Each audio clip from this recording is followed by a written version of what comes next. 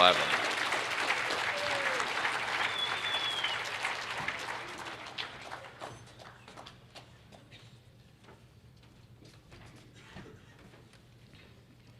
Good morning, my name is Kent Coleman, I'm an alcoholic. And right off the rip, my sobriety date is May 18th, 1992.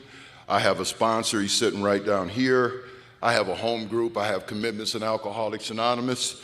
I sponsor men in Alcoholics Anonymous. And not only listening to Billy's talk last night, I'm a guy that after we go through the steps, I go through the traditions with them, and I go through the concepts with them. Right now, I got 2 guys in the concepts, and I got 2 guys in the traditions. As a sponsor in Alcoholics Anonymous, it is my responsibility to send my sponsees to a home group with an understanding of where it came from, why we do what we do, and what we need to continue to do to continue to grow and to thrive in Alcoholics Anonymous. Well, it's really, really easy to sit around and identify the problems in AA, right?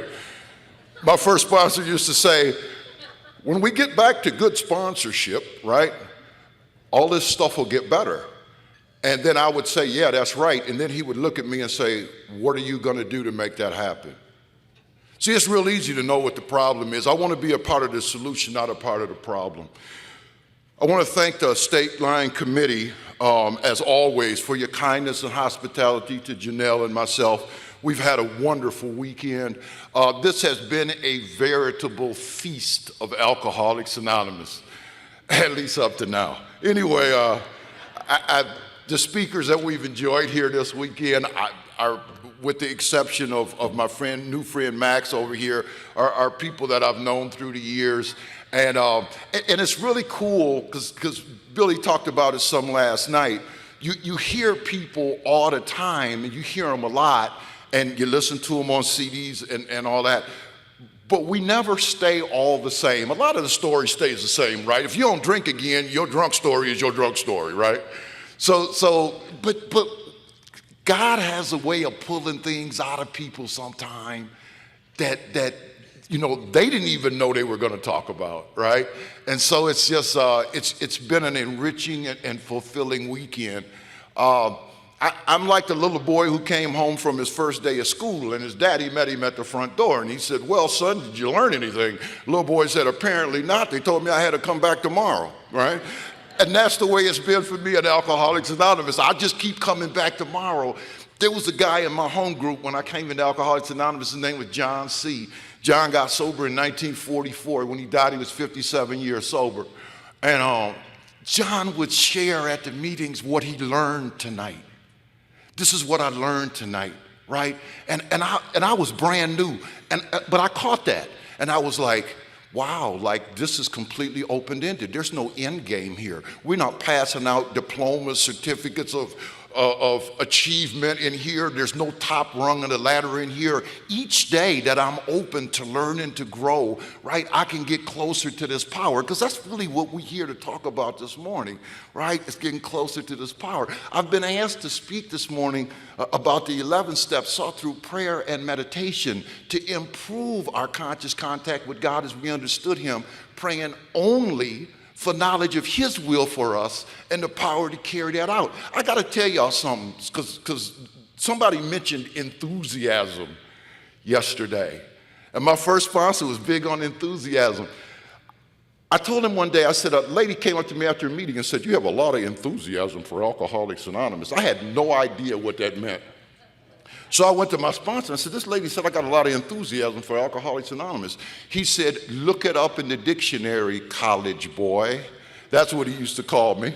So I looked it up and I called him. He said, what does it say? I said, it's from the Greek entheos, which means the God within. He said, that is absolutely correct. Enthusiasm is a manifestation of the presence of God in your life. And if you ever lose your enthusiasm for Alcoholics Anonymous, you have a spiritual issue and it must be tended to immediately.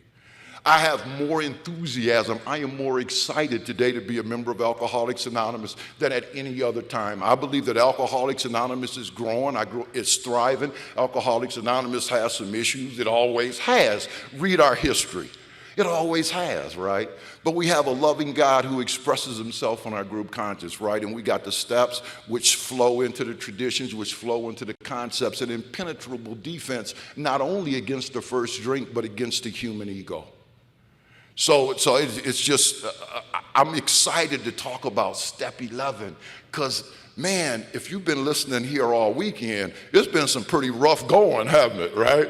We've heard talk about, right, this obsession of the mind. We've heard talk about the allergy of the body. We've heard a lot of talk about the spiritual malady in here, right? That thing in me that seems to always feel inadequate. That thing in me that always refuses to believe, even in the face of absolute certainty that God is and that God is doing for me and has been doing for me, right? And I can come to y'all and I go to a meeting and say, wow, the grace of God just showed up in my life, right? Look what just happened. You know, and it's undeniable. When that happens, it's things that are outside of our power, and we see this stuff happening. Then I go home, lay down, turn the light off and say, oh my God, am I gonna have enough money to pay the light bill tomorrow? Right? And then, right, I'll be like, uh-oh, I'm supposed to trust God, but just in case, right? And so now I will resort to self-preservation. And then I'll start trying to play God, control what's going on around me, place myself in a position to be hurt later on, right? And then get resentful about it when I do, right? And it's just this thing that I live in.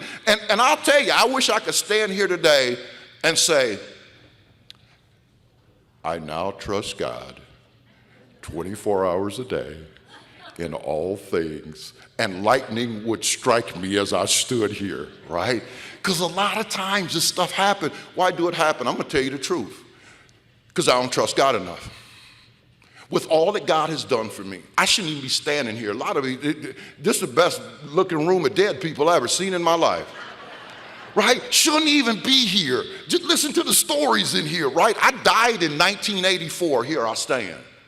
And I did. But here I stand. Look at all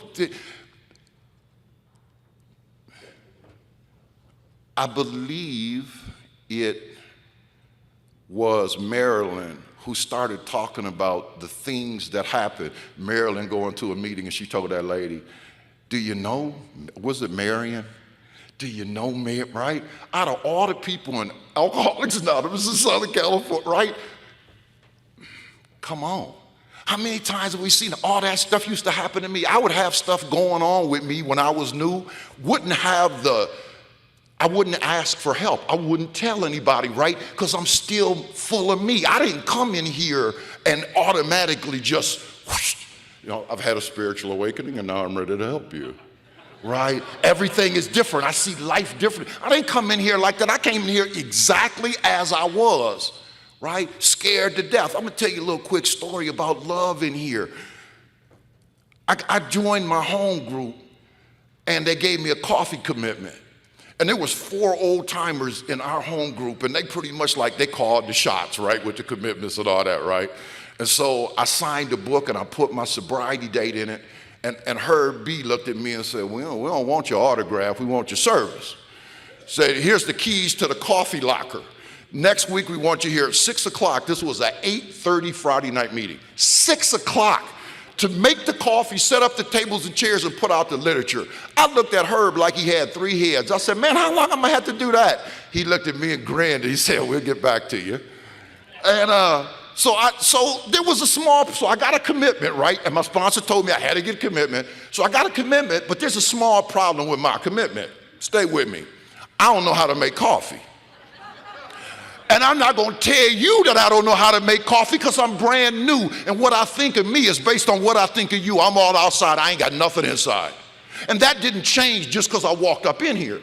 So I spend an entire week with no sleep. I'm laying there staring at the ceiling, coffee. I'm at work. I was working at Ford Motor Company. We're building cars, right? And I'm picturing people drinking the coffee and dying. I'm going to kill the whole meal. I was out of my mind for 6 days over this coffee thing, right? So finally, Friday comes at 6 o'clock. I went over to the church. I came in, and there they were. That's them 4 old guys. And I thought to myself, they don't trust me. Of course they didn't trust me. I wasn't trustworthy. And I came in, I set up the tables and chairs. This was a big meeting, about 250 people. It's a speaker meeting. And we had 300-cup coffee makers. So I set up the tables and chairs. I slowly put out the literature. And now it's coffee time.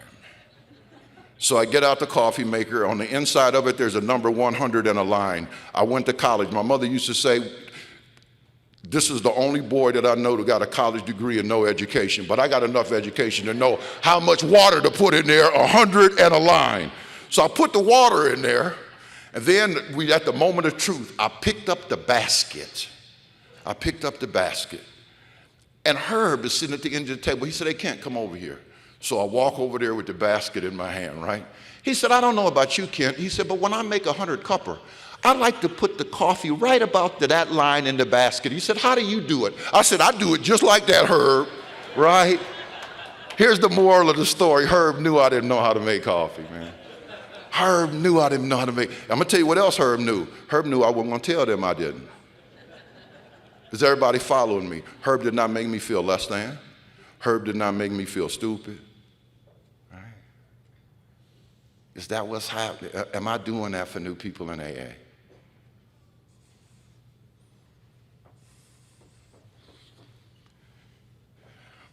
I come from praying folks. I come from a praying family. My mother's mother and father and my father's father lived with us when we grew up. And you could walk through our house every morning when we got up for school. And you could walk by and their bedroom doors were open.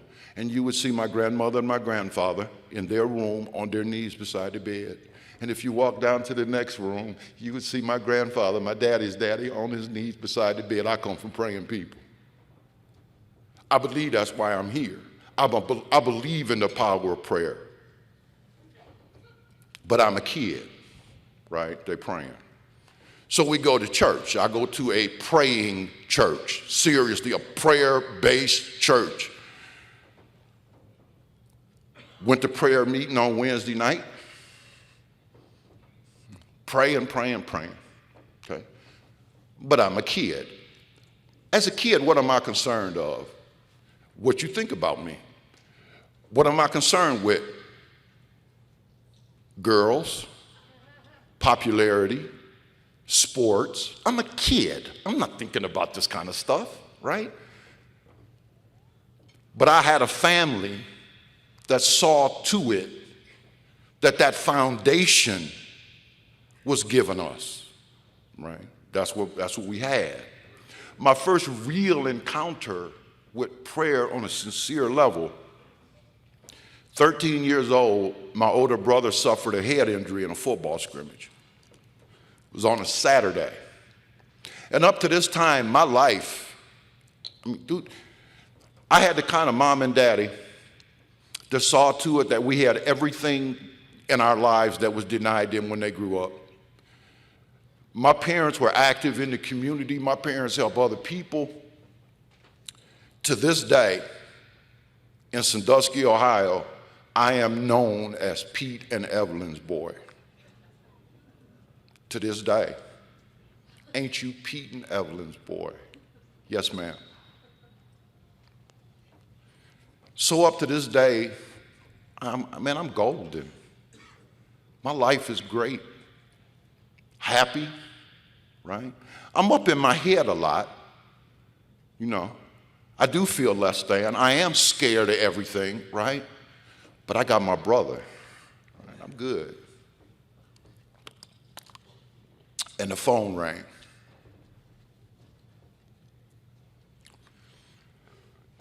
So he was hurt. They needed to move him. My mother was in Chicago. My mother worked for Chrysler. She was in Chicago on Chrysler business. My father was working at General Motors. He was at the plant.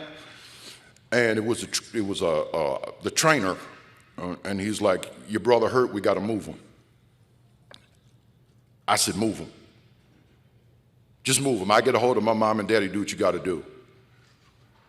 So make a long story short, 9 hours of brain surgery that Monday. But that Saturday, I started praying. Because it was all I knew how to do.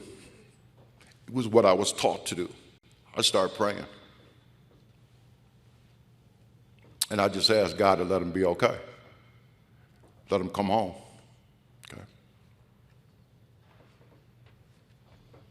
He ain't come home.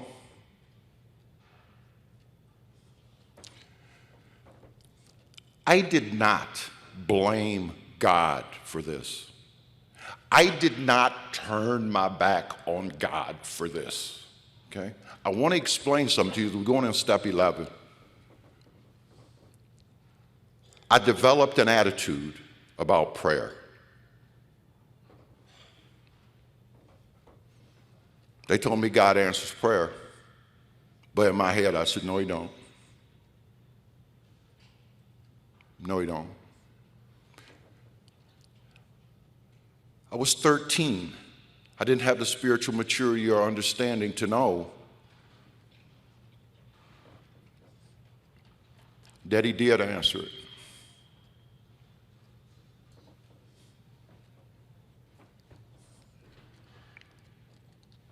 Because I know Brian okay. I know that now. So off I go.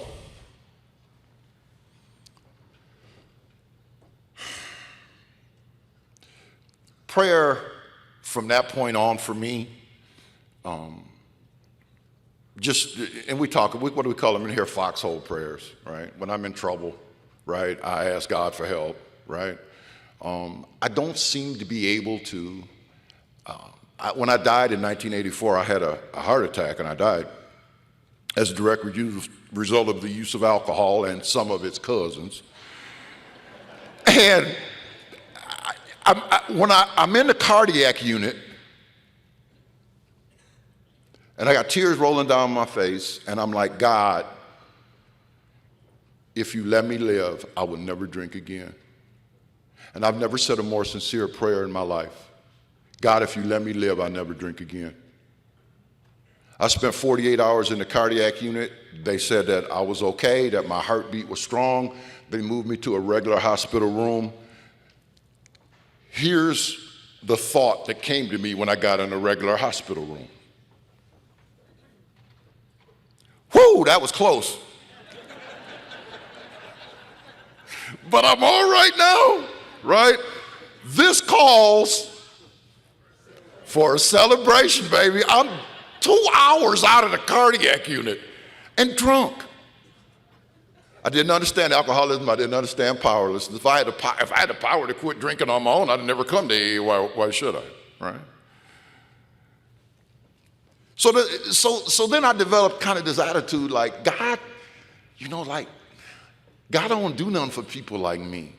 Like, I felt like I had played with God. Anybody know what I'm talking about? Like, I done played with God. God ain't gonna do nothing for me. I am on my own. I call my own shots. Then, you get into that I'm this self-made man thing, right, and all this. But you scare me bad enough, I get to praying. Put me in a jail cell, you see some serious praying. But that's the extent of it, right? Let me explain something to you. I knew about God. You can't be raised the way I was. I probably had a better upbringing than people to go to seminary. My mother was the president of Ohio Baptist Women's Convention. All them famous people you see on TV and civil rights and religion, and people been in my house. My mother was a power. I was around that my whole life. I knew all about God.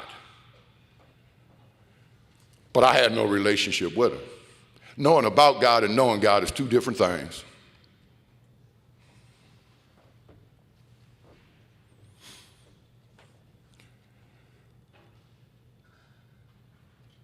Several people have talked up here.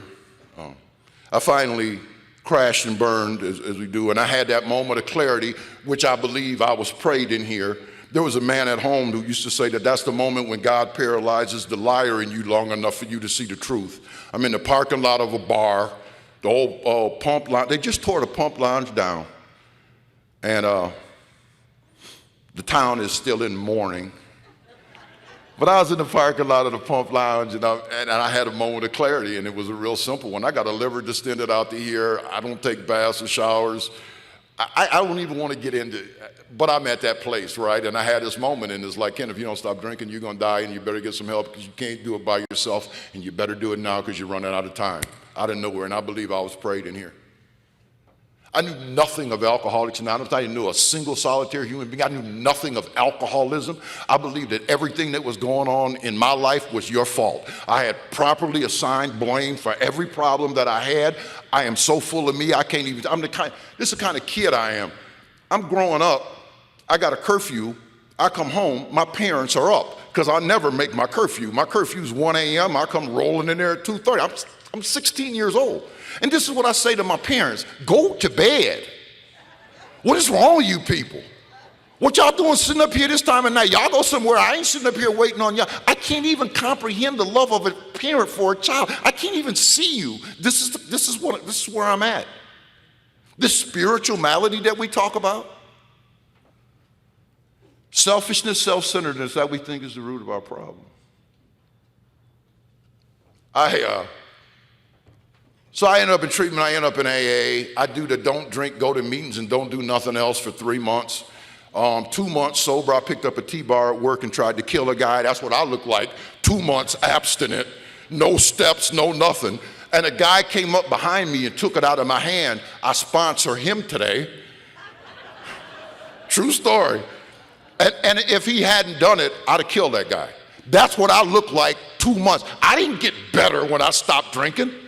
And a guy came up to me after that and said, for God's sake, go take a drink before you kill somebody in here. And I'm going to 3 meetings of Alcoholics Anonymous a day. I work midnights, I went to morning meeting, I went to afternoon meeting, I went to night meeting every day, and on the weekends, 4, 5, 6 meetings. I stopped counting at 200 and I was not 3 months sober. I'm sitting up under y'all every single day and dying right in front of you, and people saw it. So 3 months sober, I'm in the parking lot of another bar and I'm gonna drink, and I asked God for help. First sincere prayer, I said 3 months in AA. Serenity prayer and the Lord's prayer, that's it. I ain't said nothing else. I have no sponsor, I have no home. I treated AA like a cigarette smoking, donut dunking, coffee clutch.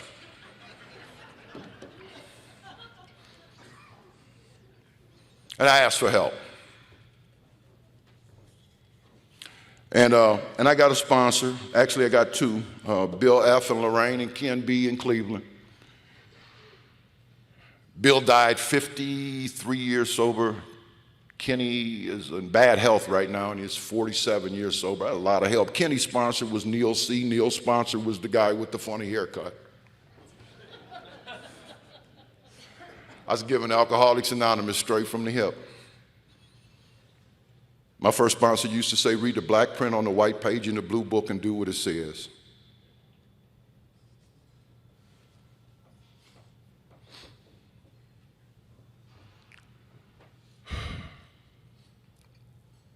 So we get into these steps.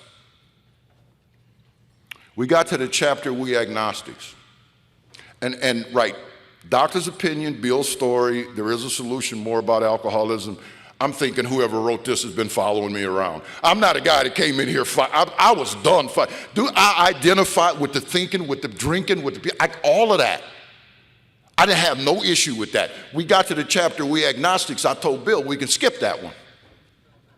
He said, really, why? I said, because I ain't agnostic, I'm Baptist.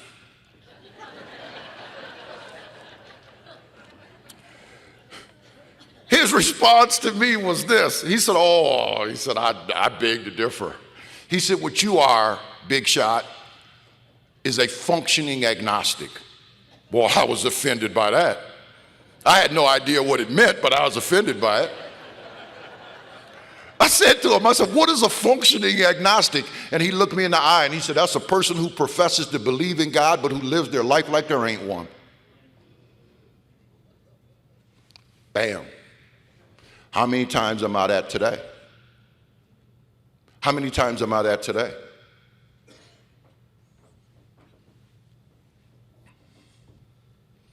So he said, this is what I want you to do. I want you to take everything you think you know and set it to the side. Let's read this book and let's do what it says. If it says go somewhere, we're going to go somewhere. If it says write something down, we're going to write it down. If it says say a prayer, we're going to say a prayer. And let's see what happens, Kent. Okay? I'm not going through the steps. It's been done far beyond my capability here this weekend. What I want to tell you is this. By the time we got to step 10,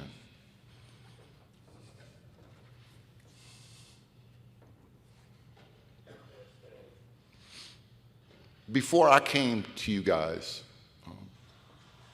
my nickname was Poison. And I ain't proud of that. It's not a nice thing to call a human being.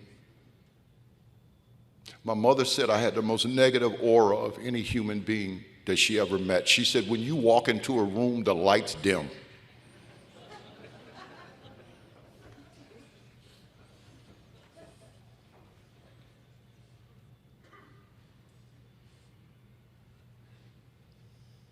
I saw no purpose in life. I saw no purpose in living. I lived in that place that some of y'all come from. Cold-blooded, cold-hearted indifference. Indifferent to me, indifferent to you, indifferent to life. And I believe that's as far away from God as a human being with a life and a soul and the promise of life can get. You know, there's been a lot of talk about Chamberlain and separation. I mean, dude, I walked the earth alone. And I was surrounded by people the entire time. I walked the earth alone. The guys that I drank with were guys that I went to preschool with.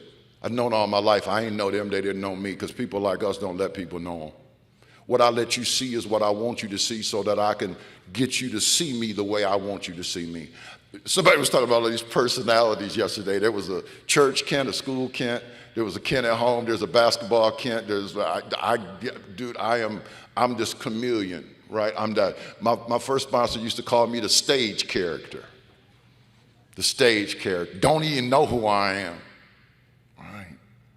And so we embark on this journey with the steps, and I had the privilege of being taken through this deal with some people that had been around here for a long, long time. And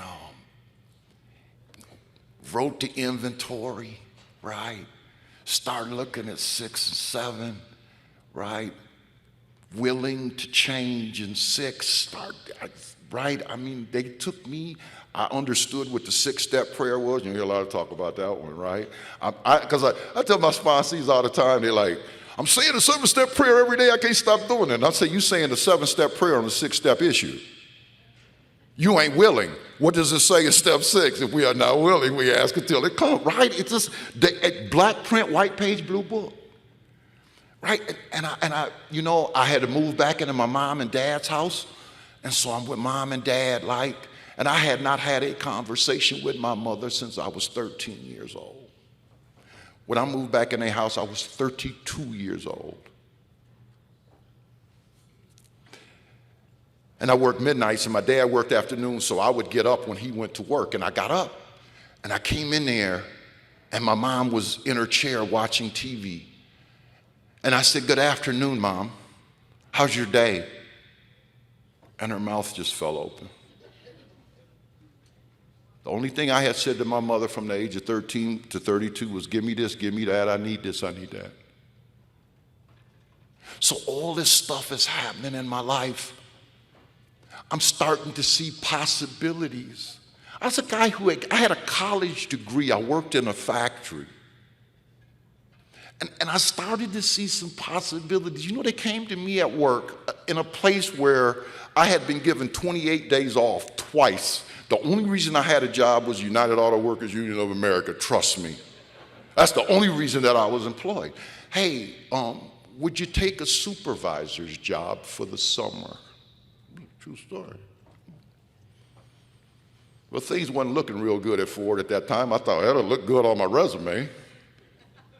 So I take this job, this temporary supervisor's job. It's supposed to be summer coverage for vacations.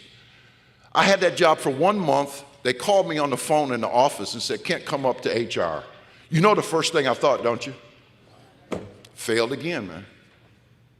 Failed again. I can't do nothing. I can't do nothing. And I walked into that room, and there's this whole table of people, and the head of HR is a man named Gary, looked at me, and he said, Kent, he said, you've been doing this for 30 days, but it seemed to us like you've been doing this all your life. We don't want no 3 months. We want you to keep this. And he pushed a piece of paper at me, and he said, that's what we'll pay you. And I looked at it, and I said, give me a pen, right?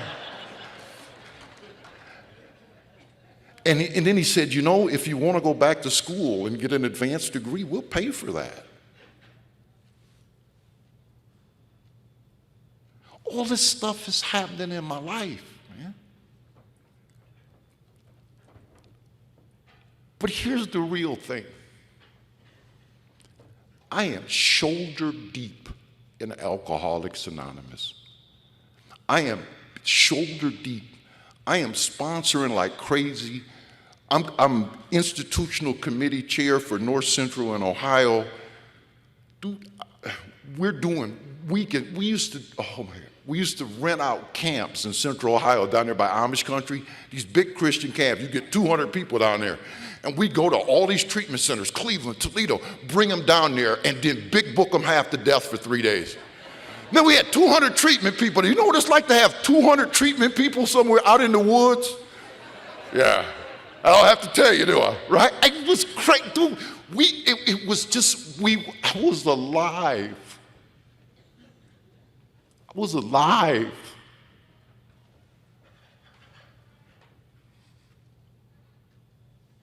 I was seeing people differently. My first sponsor said to me, he said, you know how I knew you was getting better? This is when he was in hospice. I said, no, Bill, how did you know I was getting better? He said, because when you was calling me, you wasn't calling me about your nonsense. You was calling me about your sponsees. You're starting to put other people, you're starting to think about other people instead of yourself.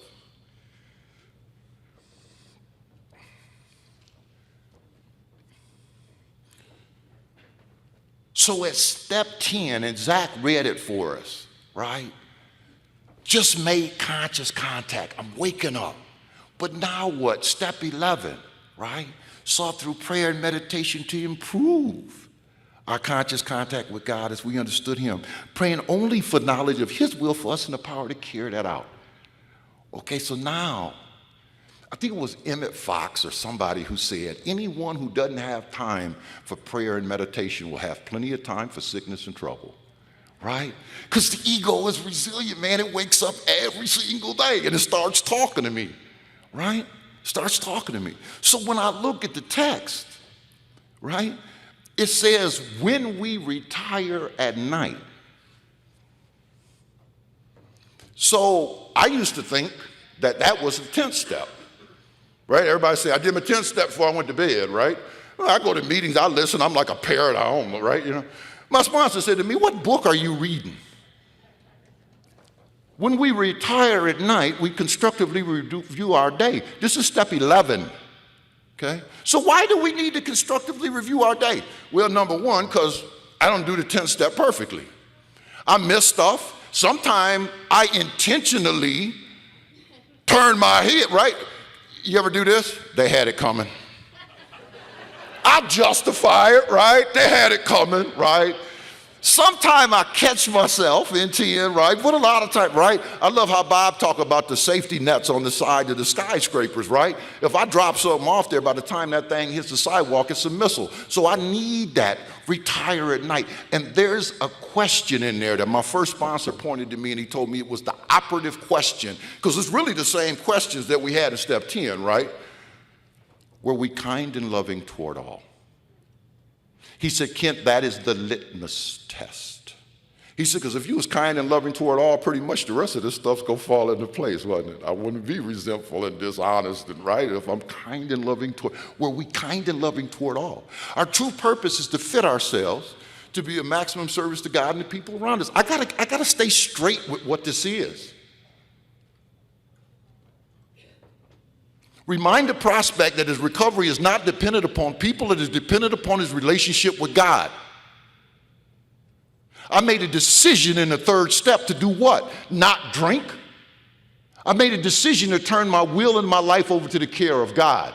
That's how I'm not going to drink. And something's going to happen in me. I take actions outside of me toward which are born in here. When I started thinking, like, man, I wonder what prisons we could take a big book meeting into, right? The maximum security prison in Ohio. It used to be the one where they did, where they filmed Shawshank Redemption. Bad place. Death row was in there, bad place. Word got to me that they had one big book in the library, and they had a clipboard with paper that thick on it. That was the waiting list to get that big book, right? And I'm at work, and I'm not at work thinking about what you think about me. I'm at work thinking, right? Attitude and outlook change, right? The way I'm not the same, but it's coming from in here. It's born from in here, not here. Because I can take altruistic actions completely from here, right? That are simply, you could look at me and say, oh my God, what a servant he is, right? What a son, right? What a boyfriend, right? Kind and love. Only reason I'm doing it is so you go tell people how good I am. Anybody get it? It's not born of spirit, it's born of this. I made a decision. What is the third step decision? To turn my will and my life over to the care of God. And I got plenty of evidence as to why I need to do that. Because my life run on my will don't work.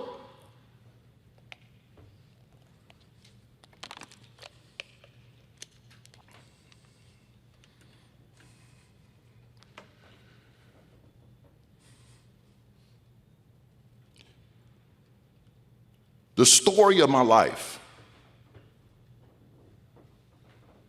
is the story of my relationship with God. The story of my life is the story of my relationship with God. Whatever my life looked like at any moment.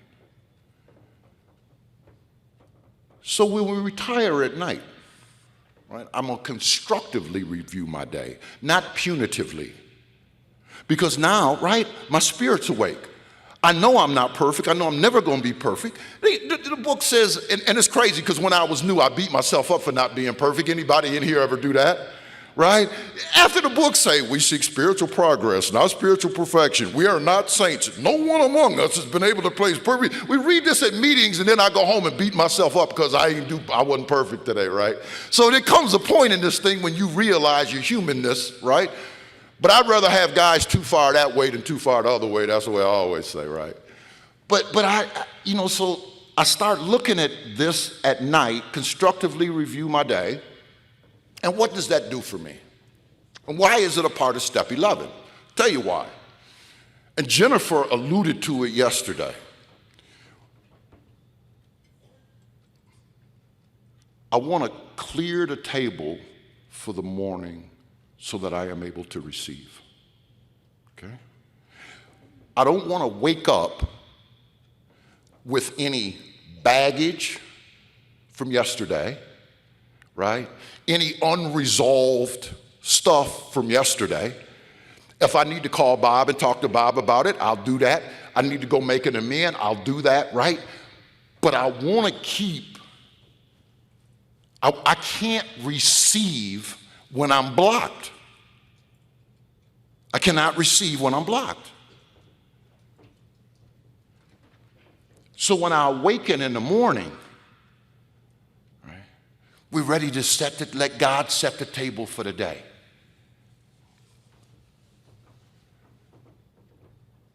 I'm just going to share this about me, and I don't know why it is. When I wake up in the morning, it's like somebody flips a switch in my head, and everything that I'm worried about it could scare me comes on as soon as I wake up. Oh, it's going to be a meeting today. You're going to look stupid. Wonder what's going to happen with that deal over there. How's the kids? Right? My head just starts, whoa. Okay. None of that is real. None of it's real. Okay, Ken. Okay. So let's get quiet, right? The funny thing is, like a lot of folk, when I saw meditation when I was new, first thing I thought was, I wonder if there's a store here in town that sells those robes and those rugs, right? I know where to get incense, right? But I wonder, right? Because that's what I don't know nothing about meditation, right? So I said that to my sponsor, and he looked at me and he said, how about we read the black print on the white page in the blue book and do what it says? You know, our program doesn't ask us to do anything that they don't give us, right? All the tools we need to do it, right? So let's get quiet. Let's not, and here again, from last night and from yesterday, right? And from our retire at night, right? I've got resolution to all that stuff. I'm not dragging yesterday in here, right?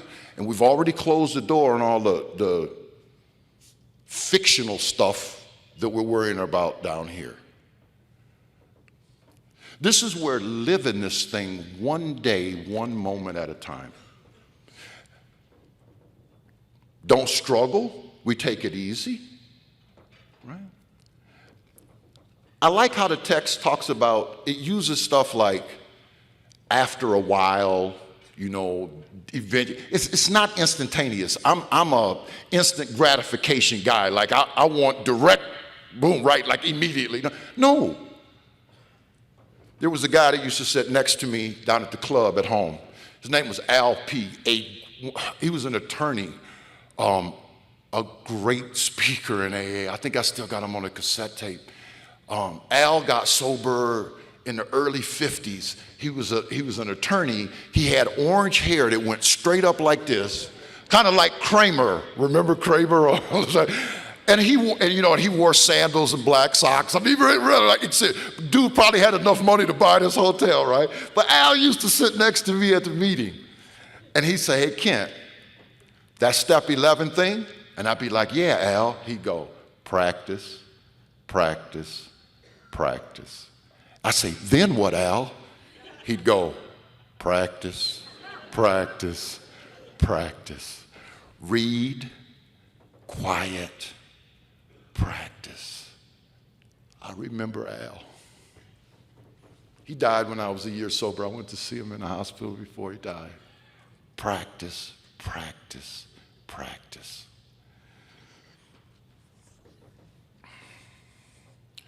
Then it tells us to read a little something. Does everybody like you read a little something in the morning, right? And when I was new, I had like this stack, right? My mom, and I want you guys to know something. This, what we're talking about here, all this stuff went on in my house. My grandmother used to get in her rocking chair in the morning and close her eyes and rock. And I said, "Mama, what you doing?" She said, "I'm talking to Jesus, baby." This is not new, right?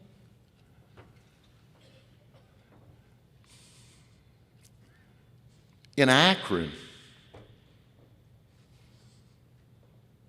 Ann Smith. Bill Wilson comes to Akron. Right? Been hanging around the Oxford group for 6 months, you know, fighting to drink in Akron, right? Has stayed sober through helpfulness, trying to be helpful to others. Dr. Bob going to Oxford group and reading everything they say, getting drunk every night. Who sat him down and taught him how to do this? Ann Smith. We just entered Ann Smith country. Let me tell you something. Bill Wilson said it later. Look at the first 300-400 members of Alcoholics Anonymous and where they lived. And look at the percentage that stayed sober in Akron and Cleveland versus New York. And Bill Wilson himself said the reason that happened, we know now, is that they continued to emphasize the morning prayer and meditation, and we did not.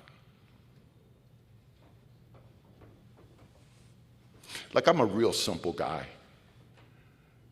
I noticed that people who actually, to the best of their ability, do what this book says, do better than people that don't.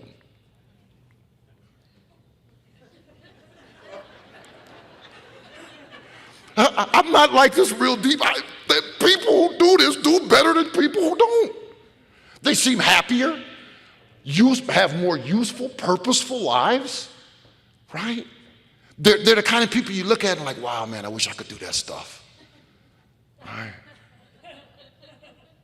My friend Al McCauley said, AA is simple, man. It's monkey see, monkey do. Just make sure you follow the right monkey. Right? Talking about this book, these steps, these traditions, these concepts. Like follow, follow, follow. Don't have to make nothing up in here. So I take the quiet time and I have some reading. I read like only one or two things now, that's it. Because my mind, I want it to be something I can reflect on and then see what God gonna do with this as we go through the day. That's fun to me. I love that because invariably it happens. Memorize some prayers and some other things that I can memorize.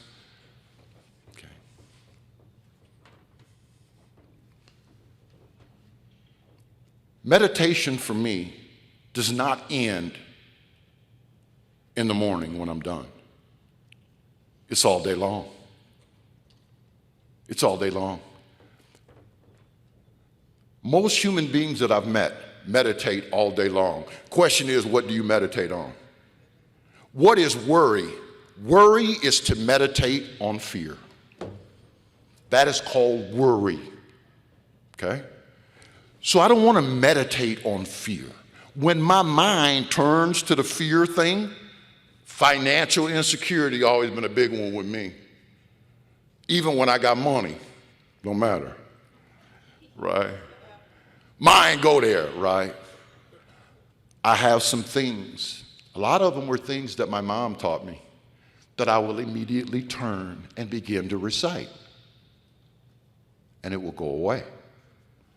Things that are in the book. I'll quote stuff in my mind, read stuff in my mind out of the book, right? Gonna know if it's all right, Kent, right? Not regret the past nor wish to shut the door, right? I will turn my thinking. What does our book tell us? The problem of the alcoholic centers in his mind rather than his body. All action is born in thought. We all know that, right? So what did they describe a spiritual awakening as? A personality change sufficient to bring about recovery from alcoholism. It starts up here. It starts up here. So when it comes during the day, I turn to God. I don't sit there and stew in it for the rest of the day, usually. Sometimes I do. If you scare me bad enough, if it's something that really scares, I'm on Bob. I'm scared. Okay? God has given me everything that I need to live a happy life, to be free, to be useful to you. I don't know, a lot of this got to do with getting older, but I'm getting older now. And you know, you start learning what's really important. You start learning what's really important. I was young in AA. I was working at Ford, flipping Lincolns every 2 years, you know, alligators and lizards, you know. Doing that thing, man, sober, right? Shoot, man, I could put my robe on now and come to meeting. I don't care, man. I don't care. Hey, man, my family is good. My kids good. I got food to eat. I got some place to stay. And I got a purpose in my life. And I got a purpose, and I want to grow closer to this power. Each day. Because they told me when you come in here, you either going or growing. Your feet are always moving in here. And somebody said it over the weekend. There's people leaving and they ain't telling us. And a lot of them don't even know it themselves. On their way out of here. Okay? It then says we conclude the period of meditation with a prayer, right? And see, I didn't know how to pray. I mean, I told you, I was taught those things when I was young, but I was just a kid then, wasn't paying attention. I knew the foxhole prayer, God, get me out this mess. But I want to know how to pray, right? So what I do now, in the big book, Alcoholics Anonymous, When you get to step 3, a pattern emerges of prayer and actions. In you get your 3rd step prayer. We get in the 4th step, right? We got a prayer in the resentment section, right? As we begin to look at things from an entirely different angle, right? We got prayer for fear, right? We got prayer for our sex and relationship conduct, right? We got the 6-step prayer, 7-step prayer. There's a prayer in the 8th step.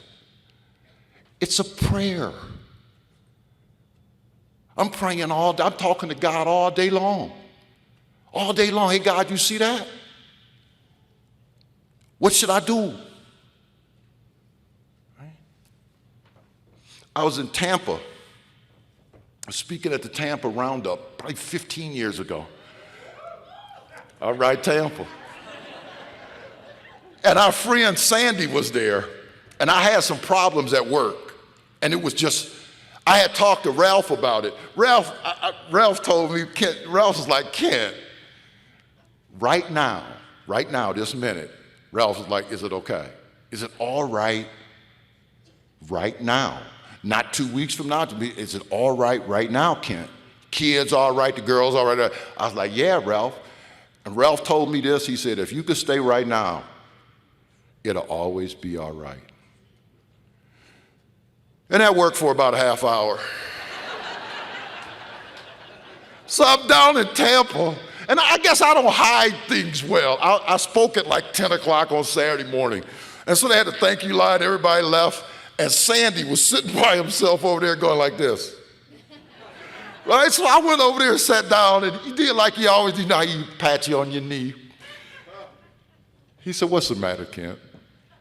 And I went, boom, right, and just the whole thing just comes out. And this is what he said to me. He says, have you asked God for help with this?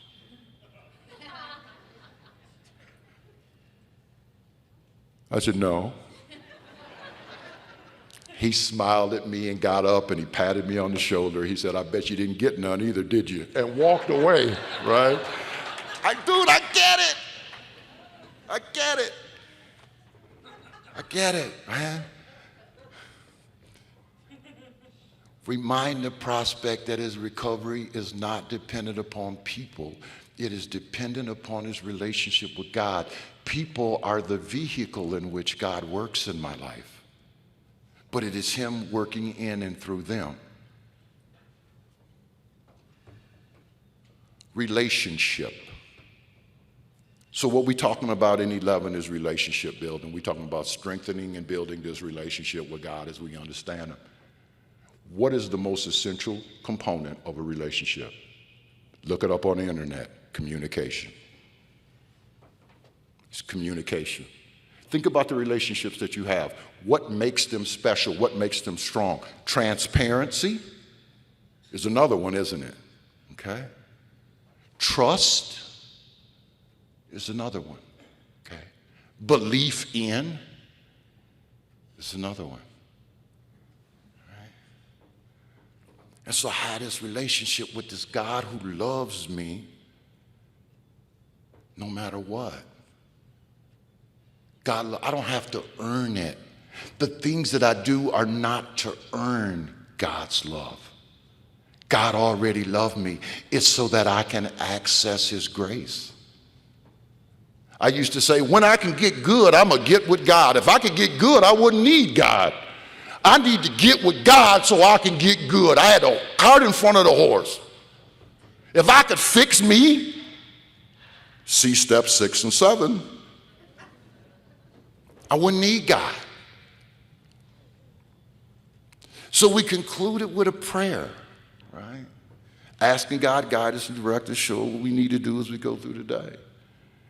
So we don't have to ask for anything for ourselves unless it will be of benefit to others. So y'all taught me how to pray. That's a beautiful thing about AA. Not many people come here, I know, have strong prayer lives, because that's what I'm talking about, is a prayer life, right? So they give them to us. They give them to us. How many times in this book does it say, we ask God? How many times? Right?